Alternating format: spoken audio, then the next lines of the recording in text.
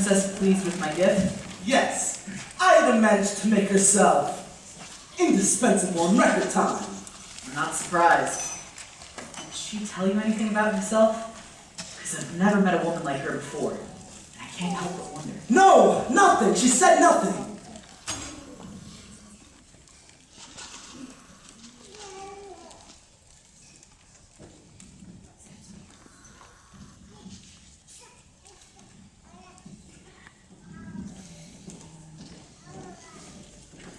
You look lovely tonight. Thank you. Is this the latest fashion? It is now.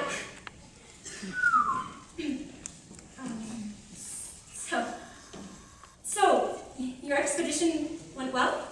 Yes. We got well past Aswan to territory where no Egyptian has ever set foot. Really? That sounds very scenic. Maybe next time I can go with you. If you like, princess. We sleep with sand mites, live on dried monkey meat. This time, the water was so tainted, we vomited for days. Then again, I'm pretty busy. Princess, the word of your arrival has spread from Nubian camps. Your people cannot wait to see you. Welcome. Okay, so I told one person. Princess, your people need to know. Captain, to a successful expedition. Thanks to the routes you have discovered, our troops will now be able to attack Nubia with overwhelming force. The gods willing, this long war shall soon end with Egypt's complete and final victory. And theirs. Shall I continue? Whatever you think is best, Father. Radames, you came to me this morning with a request to set out on another journey. But I have a more important mission for you. Although it means you can never leave Egyptian soil again, I believe this will be a joyous assignment. One I would only trust to a man I have long regarded as a member of my own family. It's been my privilege to serve you, Your Majesty. As you all know, Radames and my daughter have been betrothed for 9 years now. Long enough, I say. I would like to see her and our nation happily settled before I leave this world.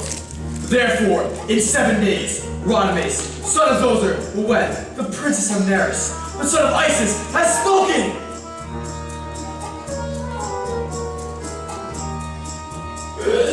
Your Majesty!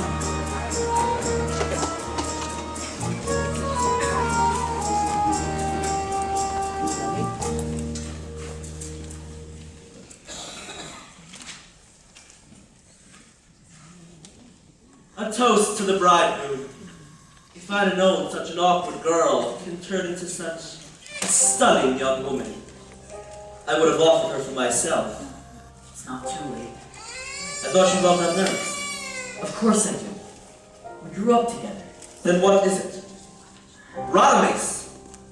I've spent years working towards this day, and you're not going to ruin it. For yourself or me. Welcome to your new life, son. Nothing is an accident. We are free to have it all. We are what we want to be. It's in ourselves to rise and fall. This is easy to believe when distant places call me. It's harder from the palace yard. Fortune favors the free.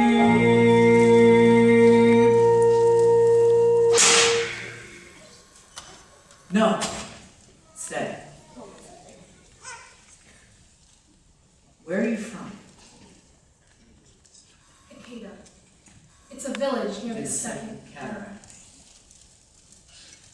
The water's a completely different color there. No, the water's a completely different color here. Fair enough. My father and I used to spend days sailing the Nile. He'd let me choose the course. And sometimes, I'd run us aground on purpose whenever I wanted to see something on shore. Did you ever sail north? No. My father felt that the first cataract, being so close to the border of Egypt, was too dangerous a place to take me. But there are no Egyptians at the first cataract. Only these tiny grassy islands and sunlight. It's different there. In Egypt, it's direct and harsh. But there, it shimmers. It's the most beautiful place I've ever seen. Of course. It's Nubia. I would like to see that part of my country.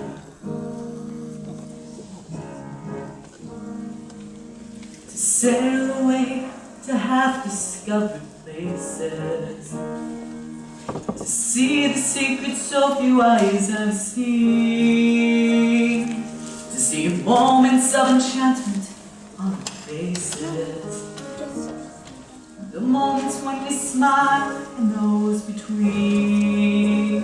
Are you talking about Nubia now? Yes, in a way. If I could leave this place, then I'd go sailing to corners of my land where there would be sweet southern winds of liberty bearing the beauty so majestic and so free. I will take you sailing. South! Be my guide. Will you let me steer? Will you run us aground? Oh yes. Wherever there are no people, I jump off the boat, kick off my sandals, and run. And there'd be no one there to scold me and tell me to behave like a pro. Like, to behave. There'd be no ties of time and space to bind me. And no horizon I could not pursue. I'd leave the world's misfortunes far behind me. I put my faith and trust in something new.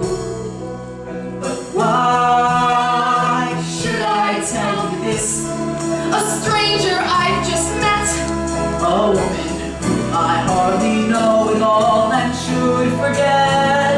A journey we can only dream of. Enchantment has me through.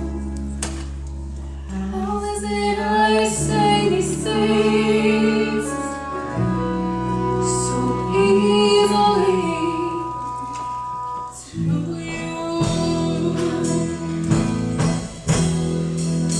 This is meaningless. I'll never take you sailing. I'm never going to leave Egypt again. Instead, I'll sit on Pharaoh's throne and send other men off on their own expeditions. You sound as though you've been enslaved. Not with chains, maybe, but with a marriage promise. Oh, forced to marry a princess. What hardships. I know, you want to go to lands where people have been living for centuries and say that you've discovered them. But instead, you're being thrust onto Pharaoh's throne. It is a great tragedy. You go too far. No, you go too far. If you don't like your fate, change it.